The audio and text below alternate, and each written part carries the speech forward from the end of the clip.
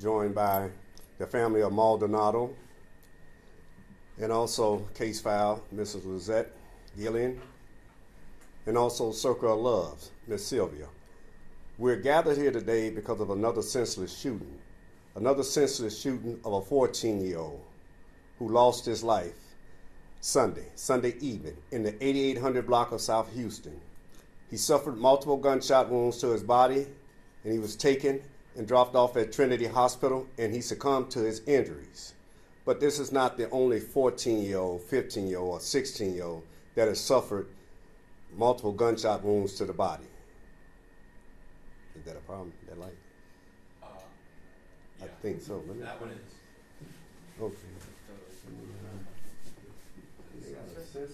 I think it's popping back. Behind that wall, door, I think. The sensor is. This one? Yeah, the one you just did. Just wave your hand back there. Maybe. Yeah. Okay. Tell them we're back.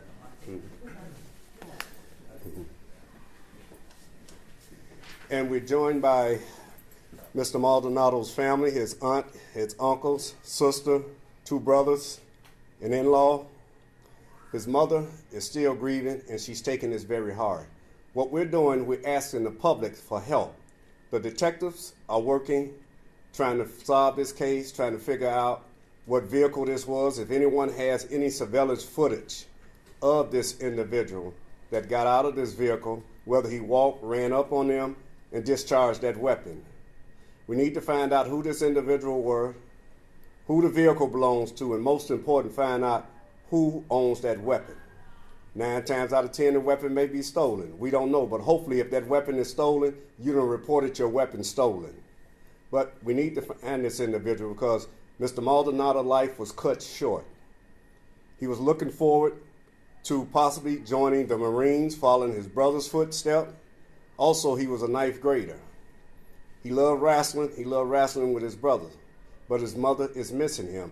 And there's a bad sense of feeling that we hope people would speak up and speak out and give out this information. But at the same time, why should this mother open and close the door to her home, speak to her son, then all of a sudden now, within seconds, she have to worry about not hearing his voice, not seeing them footsteps, and then closing a door, and that's his cat's door, for the final and last time. She missed her son, his uncles, his brothers, his in-laws behind me. They're missing their family members. They're going to remain silent. They just wanted to stand here to show the support for the family. No matter what race, creed, or color, he's still a child. He's still a loving child.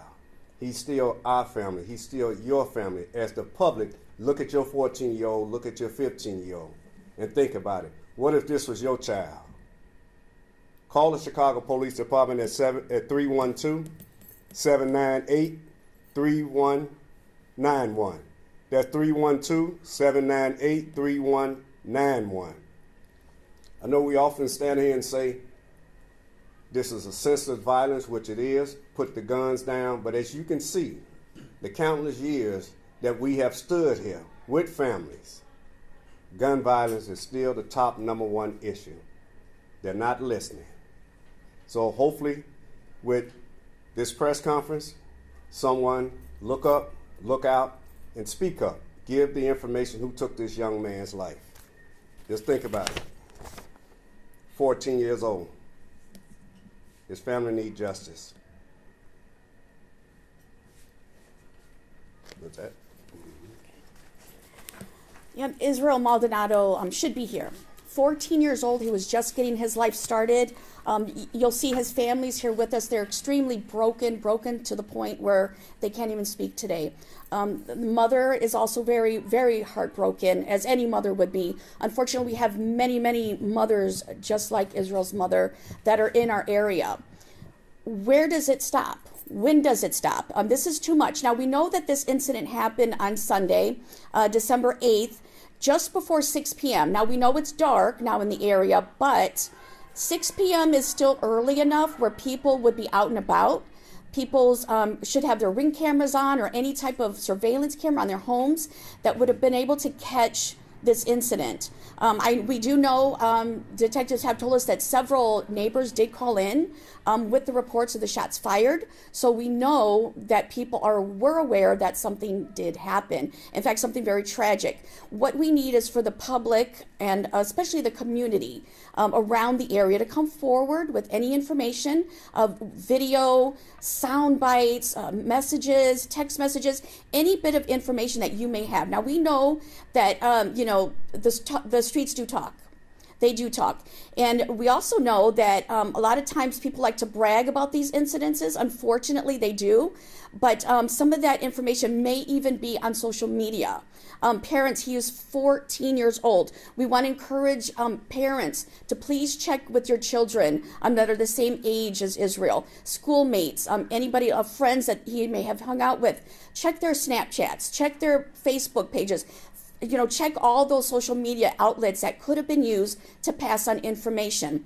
Now, again, we are asking the public to call in tips, 312-798-3191. Detectives from Area 2 are working very, very hard, day and night, in fact, on this case. Again, Israel Maldonado, only 14 years old. A little bit about Israel. He was very well loved. As you can see behind me, the family that's here with us today. Extremely loved. He was known as the fun uncle. He was known as the one that all the kids wanted to be around. When the family was around, everybody gravitated towards him. He had a smile that was just unbelievable. Naturally, he would make people laugh, and he would make people happy when they came around him. He was just that kind of person. Again, his life was cut way too short. 14 years old. We need justice. The family needs justice. The community needs justice. This is happening far too often. If you want to remain anonymous, you can submit your tips to cpdtips.com, where you can upload a form. You go right to that, cpdtips.com. You'll be able to upload the form where you can add photos, messages, or anything, or videos even. And they'll go directly to CPD, where a surveillance team will look at those things and be able to decipher which area it needs to go to. So again, please, any information. Again, this happened on Sunday, December 8th, close to 6 p.m., and this was in the South Houston Avenue block of 8800. Question. I understand you guys' platform. I know there are some relatives listed. Could they offer any type of words about Israel? They're standing there, but to say something. I know he has a Marine brother. Mm-hmm. We're just before the holidays. Would love to hear from his brother. No, my mother didn't want any of us to speak, so we're not going to. Okay. What if we zoom in? Maybe we won't show names, because I did hear from someone said they didn't want us to use names, just say family members. We can zoom in, hands or feet, not show your face. But we would really just want that family, The touch, piece, yeah, yes. Nothing compares to what family can Absolutely. express, and that also connects a lot more with the audience and getting them to support. Okay. Absolutely. Okay. No. No, we're going to respect my mom's wishes. We're not going to speak. Okay. Is there anything else I could offer you guys that you may need? Is there? Why was Israel in the area? Who was he with? You guys talked about a vehicle and a gun. Can you guys detail about that? Was there a gun found? We're talking about the shooter's gun. So Israel was out and about. It was a nicer day on that date, so it wasn't too cold. So outside, just walking, enjoying the weather, just like any 14-year-old kid would do. And he was with friends. And as far as we know, that detectives are looking for, the vehicle and this, most importantly, the shooters involved in this instance. Was this anything that led up to the shooting? Was it a drive-by out of nowhere? What were the circumstances before shots were fired? As far as we know, where Israel was out just walking, a vehicle did approach, and then that's when, there were some words exchanged, and then shots were fired. And at some point, you say right there, just because you see 3 or more individuals on the streets or standing there, maybe at a friend's house, they have a right to congregate, to stand there, as we did when we were teenagers. They have a right.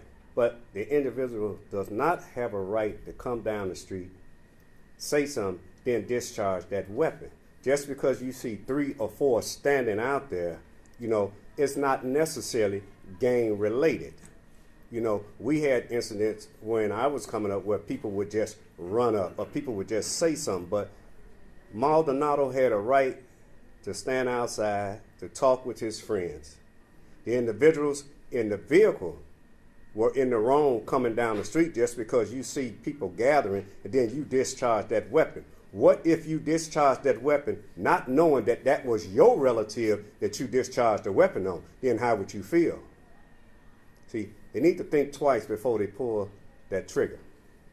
I know the brother's standing right there, but if you guys can speak for the brother, just talking about this is ahead of the holidays.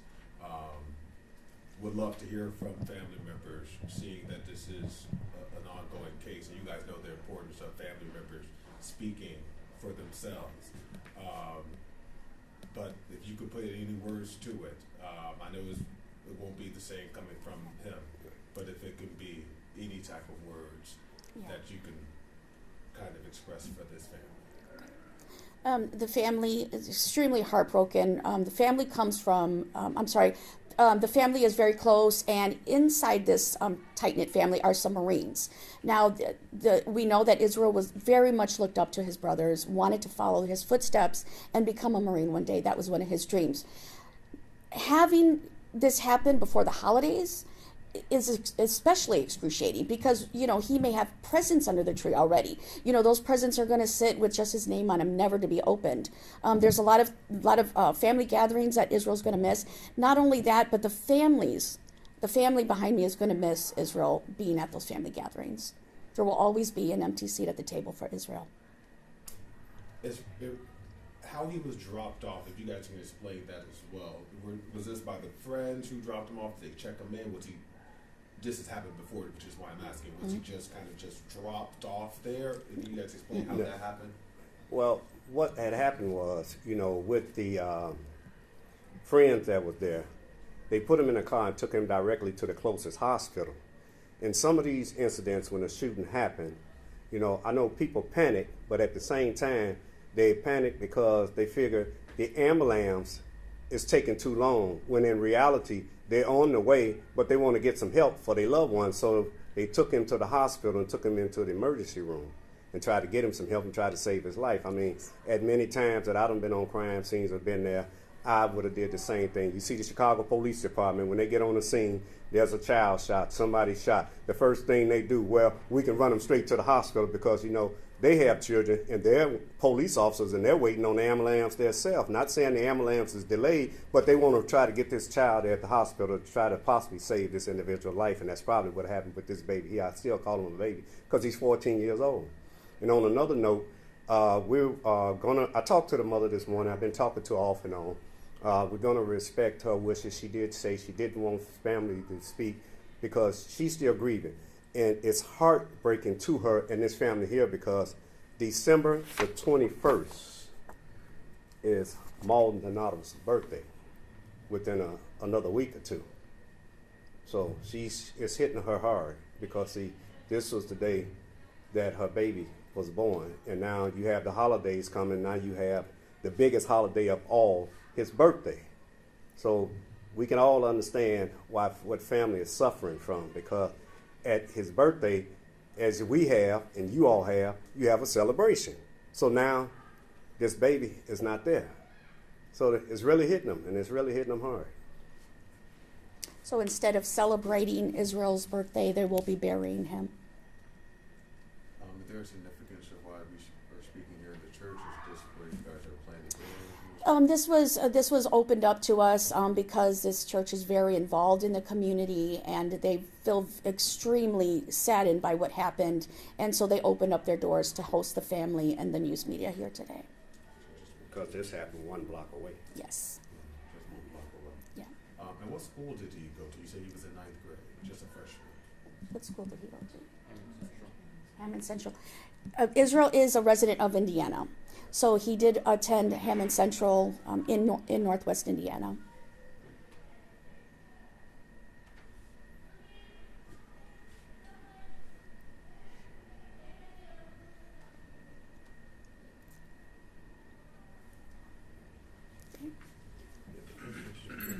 you all so much. Appreciate it. Thank you, guys. Picture of this. Yeah, do take one of Andrew's because I wrote on mine.